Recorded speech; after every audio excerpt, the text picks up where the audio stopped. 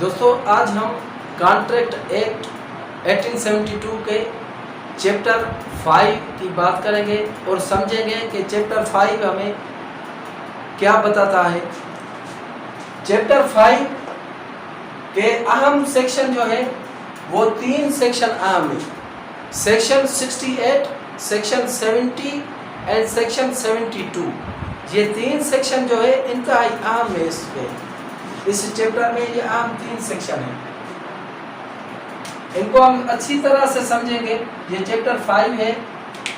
ये चैप्टर 5 किनके मुतालिक है? Certain relations resembling those created by contract. ऐसे रिलेशन जो कॉन्ट्रैक्ट के जरिए क्रिएट हो जाए और जो पार्टीज है उनका राइट बन जाए। फॉर एग्जांपल हम एग्जांपल लेते हैं।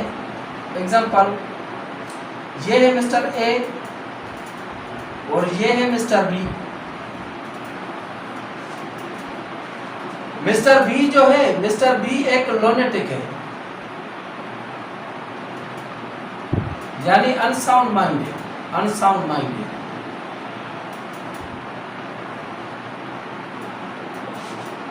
मिस्टर ए क्या करता है? मिस्टर ए इसको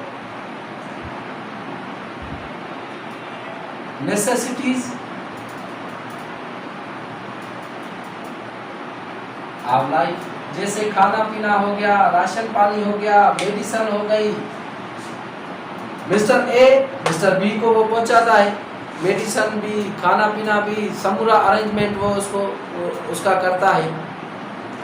तो मिस्टर ए जो है ये इंटाइटल होगा कि इसकी प्रॉपर्टी से अदायगी कर, अपनी अदायगी में ए इज इंटाइटल्ड टू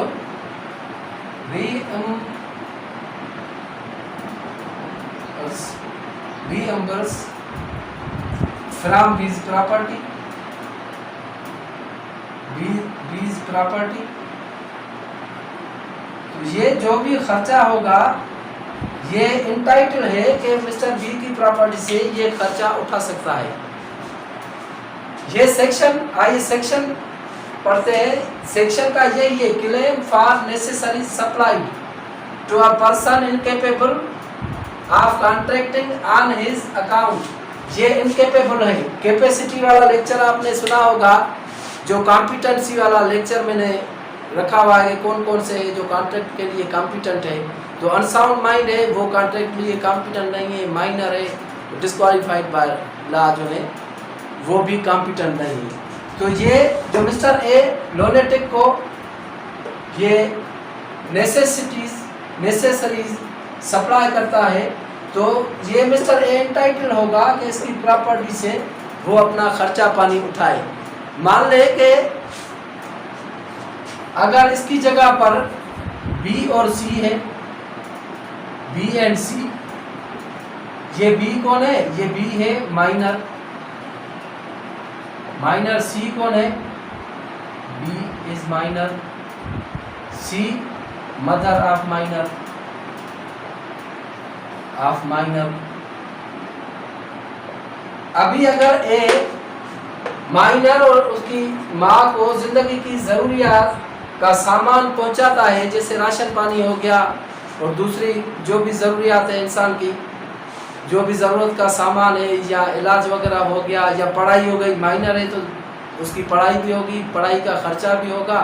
तो मिस्टर ए इंटाइटल है कि वो रिइम्बर्स करे बी की प्रॉपर्टी से। तो अभी ये एग्जांपल आप समझ गए कि सेक्शन 68 हमें क्या बताता है। अभी आते हैं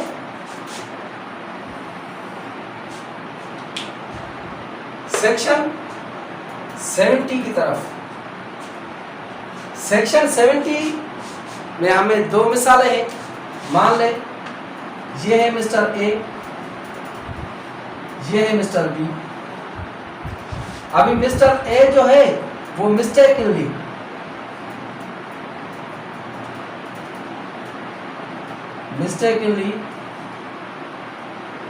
लीव गुड्स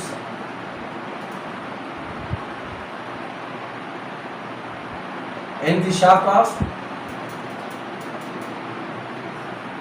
बी। अभी ये मिस्टेकली जो है इसके जो गुड्स है वो बी के शॉप पर छोड़ देता है मिस्टेकली, और बी जो है वो गुड्स रख लेता है अपने पास। तो जब वो गुड्स रख लेगा तो उसका किरदार जो है वो बेली जैसा हो जाएगा। वो बेलमेंट में हम पढ़ेंगे, जब आगे जाकर बेलमेंट का जो है चैप्टर पर आएंगे तो हमें समझ में आएगा। तो it is obligation of B to pay for these goods। अभी गलती से बायो आमला शैम्पू का कार्टून ए ने बी के शॉप पर छोड़ दिया, बी ने रख लिया बायो आमला शैम्पू का कार्टून, तो बी को वो पैसे अदा करने हैं। इसका दूसरा जो अहम एग्जाम्पल है, मान लीजिए कि ये है ए और ये है बी। ए एक ऑर्डिनरी पर्सन है, आम आदमी। बी जो है, बी एक हाउस ओनर है।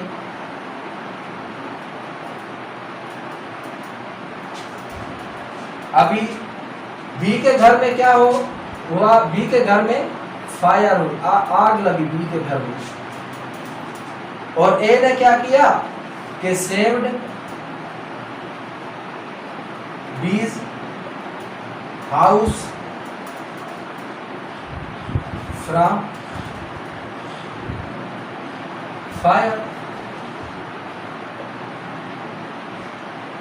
उसका घर बचा लिया, लेकिन घर का कुछ हिस्सा जो है जल गया। तो क्या बी क्लेम कर सकता है? इसमें दो चीजें हैं। दो कौन सी है? अभी इसने जो है ना ग्रेट्यूटसली का किया है, ग्रेट्यूटसली। आइए हम समझे कि ग्रेट्यूटस क्या है।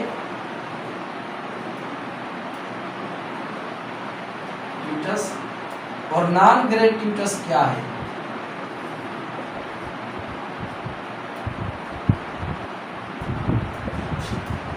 ये जो है इसको हम आसान अल्फाज में बोलेंगे मुफ्त, और ये पैसे लेकर।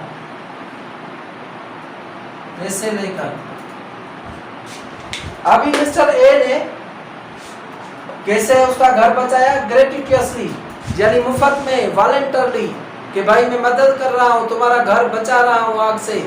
अभी जो उसका पार्ट डैमेज हो गया उसके लिए मैं जिम्मेवार नहीं, उस पार्ट के लिए ये ग्रेट्यूटसली एक्ट किया, तो उसके लिए ये जिम्मेवार नहीं है।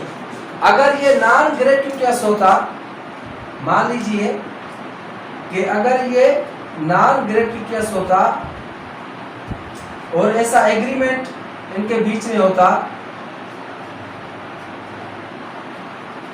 ऐसा एग्रीमेंट होता, तो फिर जो ए था वो लायबल था, फिर ए लायबल था उसे कंपनसेशन देने का। लेकिन इसने ग्रेट्यूटसली किया तो इज नॉट लायबल। तो सेक्शन हमें क्या बताता है? Obligation of person enjoying benefit from non gratuitous. तो जो नॉन ग्रेट्यूटस से बेनिफिट उठाएगा उसकी ऑब्लिगेशन क्या है, और जो ग्रेट्यूटसली काम करता है उसकी ऑब्लिगेशन क्या है। अभी जो मुफ्त में घर को बचाया, तो अभी मिस्टर बी तो क्लेम नहीं कर सकते कि यार कंपनसेशन दे दो, एक तो घर बचाया। अगर उसने पैसे लिए होते और ऐसा एग्रीमेंट किया होता उसके साथ कि भाई ठीक है मुझे 2 लाख रुपए दे दो, जल्दी करो, मैं बंदे बुलाता हूँ, तुम्हारे घर को बचा लेता हूँ। फिर अगर एग्रीमेंट में जिक्र होता कि ये इतना घर बच जाएगा और वो नहीं बच पाता, उसका पार्ट ज़्यादा जल जाता है, तो फिर वो क्लेम कर सकता था। तो आइए इसको रफ करें और अपने अगले सेक्शन जो है उस पर बात करें। अच्छा, अभी हम किसकी बात कर रहे हैं? सेक्शन 72। 72 हमें क्या बताता है? सेक्शन 72 हमें बताता है liability a person to whom money is paid or things delivered by mistake or under coercion. For example, ये mister A and mister B, इन दोनों ने क्या किया कि मिस्टर सी से 100 रुपए का कर्जा लिया। मिस्टर सी से 100 रुपए का कर्जा लिया।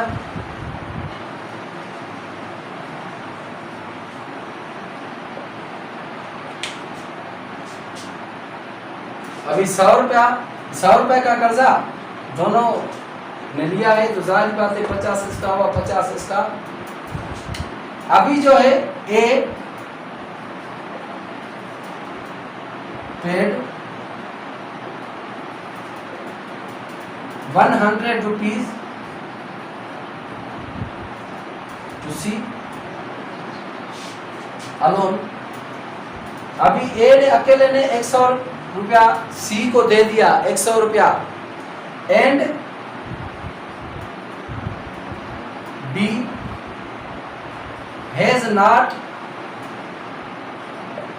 Any knowledge.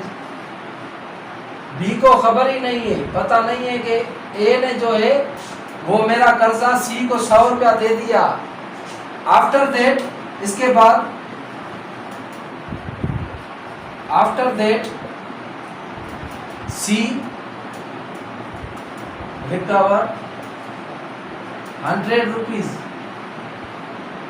From B. C ने क्या किया कि बी से भी 100 रुपया ले लिया। ए ने अकेले ने 100 रुपया दिया अपने कर्जे का, जो दोनों ने कर्जा लिया था 100 रुपया, तो अकेले ए ने सी को 100 रुपया कर्जा दे दिया, तो कर्जा तो खत्म हो गया। सी ने क्या किया कि सी ने बी से 100 रुपया ले लिया। बी ने मिस्टेकली दिया 100 रुपया, उसको तो पता ही नहीं था, उसकी नॉलेज में नहीं था कि ए ने कंप्लीट कर दी है रकम। तो इसमें बी की लायबिलिटी क्या है? Liability of B, liability of C, इसकी लायबिलिटी क्या है? जिम्मेवारी। इसकी लायबिलिटी है कि C is liable to repay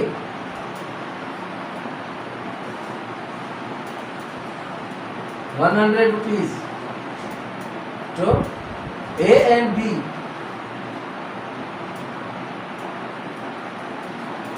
and B or B alone। अगर वो बी को ही 100 रुपया वापस दे दे तो ए बी, वो तो उन्होंने दोनों ने कर्जा लिया है तो वो आपस में हिसाब कर लेंगे। लेकिन इसने जो 100 रुपया लिया बी से, वो बी ने मिस्टेकली दिया। तो अगर मिस्टेकली कोई बेनिफिट आ जाए तो फिर अगली पार्टी पर क्या फराइज होते हैं, क्या जिम्मेवारी होती है। तो ये आपने दोस्तों समझा कि ये ज्वाइंट प्रोमिजर थे। ज्वाइंट प्रोमिजर मैंने बताया था ना, ज्वाइंट प्रोमिजर, ये ज्वाइंट प्रोमिजर थे। इन दोनों ने 100 रुपया लिया, एक ने 100 रुपया अदा किया सी को, बी को पता ही नहीं है कि ए ने मेरा कर्जा चुका दिया है, भाई क्लियर कर दिया है। फिर दोबारा मिस्टेकली बी 100 रुपया सी के पास लेके गया कि भाई ये लो 100 रुपया कर्जा, सी ने वो भी रख लिया। तो अभी ये सी की जिम्मेवारी है कि वो 100 रुपया वापस करे, वो अपना एक्चुअल कर्जा रख सकता है, ज़्यादा नहीं रख सकता।